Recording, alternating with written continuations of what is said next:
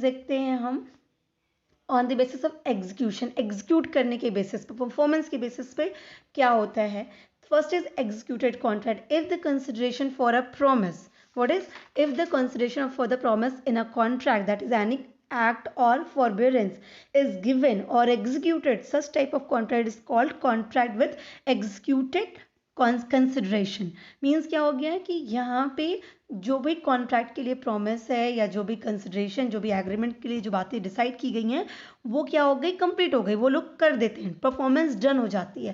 That is executed contract. Suppose करिए आप एक ग्रॉसरी शॉप पे जाते हो और वहाँ से शुगर परचेज करते हो, उन्होंने शुगर दिया और आपने उनको पेमेंट किया, contract done, that is executed contract. दोनों पार्टीज ने अपनी परफॉर्मेंस डन कर दी, that is executed contract. Second is what, executory contract. Consideration is to be performed in future. यहाँ पे क्या हो गया, कंसिडरेशन भी कंफर्म नहीं हुआ, कंसिडरेशन पे ऑफ नहीं हुआ. सपोज करिए, मान लीजिए कि एक स्टूडेंट है, उसने अपने ट्यूशन के लिए मान लीजिए बी से कॉन्ट्रैक्ट करता है, मतलब बी से बात करता है कि आप हमें ट्यूशन करा दीजिए, हमें आपसे ट्यूशन क्लासेस लेनी है. तो इन दैट केस क्या हुआ, ए ने उसको पेमेंट कर दी और अब या ट्यूशन क्लासेस में जो सर हैं उन्होंने क्लास ले ली, अब ए उसको पेमेंट करेगा. तो यह पेमेंट उसने कर दी, क्लासेस अब आगे से चलेंगी. तो यहाँ पे क्या हो गया, एक हो गया है, दूसरा कंसिडरेशन बाकी है. तो दैट इज एग्जीक्यूटरी कॉन्ट्रैक्ट. मान लीजिए कि स्टूडेंट ने पेमेंट कर दी है और अभी जो ट्यूशन मास्टर ने क्लासेस नेक्स्ट मंथ लेते रहने होगी. तो ये क्या हो गया, एग्जीक्यूटरी. कंसिडरेशन अभी बाकी है, मतलब एक परफॉर्म कर ही रहा है, तो इसे कहते हैं executory contract, performance in future, right.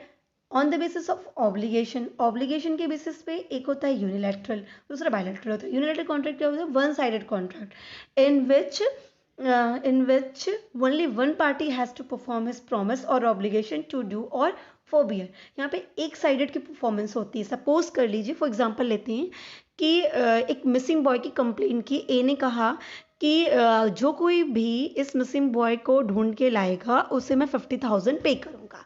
अब यहाँ पे क्या हो गया, उसने अपने साइड के काम को कंप्लीट कर दिया कि 50,000 वो पे करेगा. अब सेकेंड पार्टी जो कोई भी उसको ढूंढ के लाएगी, जब ढूंढ के लाएगी तब जाके वो कॉन्ट्रैक्ट कंप्लीट होगा. तो यूनिलेटर, एक साइड की पार्टी परफॉर्मेंस दे चुकी होती है, मतलब एक साइड की पार्टी ने काम कंप्लीट कर रखा था. ए ने बोला जैसे कि मिसिंग बॉय को जो ढूंढ के लाएगा मैं 50,000 पे करूंगा, उसने अपना काम कंप्लीट कर दिया. अब जब भी जो भी ढूंढ के लाया उसने 50,000 उसको दे देना है.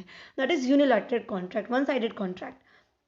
और सेकेंड पार्टी का हमें डिसाइड नहीं है, वो कोई भी हो सकती है, जो भी ढूंढ के लाएगा वो हो जाएगी. Bilateral contract where the obligation or promise in a contract is outstanding on the part of both the parties. It is known as bilateral contract. जहाँ पे obligation और promise दोनों parties की outstanding है, दोनों parties को performance करना बाकी है, that is bilateral contract. For example, हम ऐसे देखते हैं कि मान लीजिए कि ए और बी थे, तो ए ने अपना प्लॉट सेल किया बी को, राइट. तो जब बी को सेल करने के लिए उसने एग्रीमेंट या कॉन्ट्रैक्ट किया, तो बी ने उसको 25,000 पे कर दिया. ठीक, अब बी ने बोला कि जिस डेट को आप हमें हमारी सेल या टाइटल डेट ट्रांसफ़र करेंगे, बाकी के पैसे रिमेनिंग अमाउंट हम उस डेट को ट्रांसफ़र करेंगे. तो यहाँ पे दोनों कॉन्ट्रैक्ट में हो गए, पर दोनों की परफॉर्मेंस या दोनों की चीज़ें क्या है, अभी फ्यूचर में होनी बाकी हैं. वो जिस डेट को टाइटल डेट ट्रांसफ़र करेगा उस डेट को वो रिमेनिंग अमाउंट ट्रांसफ़र करेगा. तो दैट इज़ बायलैटरल कॉन्ट्रैक्ट. तो आई होप आपको क्लियर हुआ होगा कि कितने टाइप के कॉन्ट्रैक्ट होते हैं, किन किन बेसिस पर हम इसे डिवाइड करते हैं. तो wish you all the best. Keep watching, subscribe the channel. Thank you very much.